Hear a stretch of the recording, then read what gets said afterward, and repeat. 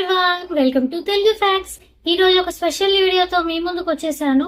అయితే పవన్ కళ్యాణ్ గారికి మరొక షాక్ అనేది వచ్చిందనమాట.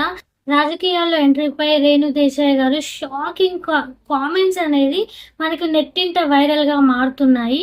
సో గతంలో తనకు రాజకీయాల్లో ఎంట్రీపై అవకాశాలు వచ్చిన పిల్లల వద్ద కుదరలేదని మాట్లాడారు.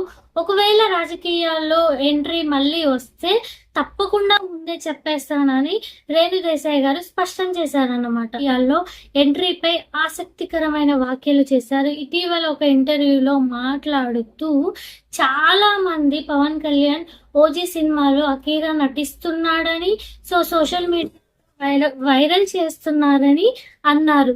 ఇవన్నీ వాస్తవాలు కాదని కూడా వాళ్ళు తేల్చి చెప్పేయడం జరిగిందన్నమాట.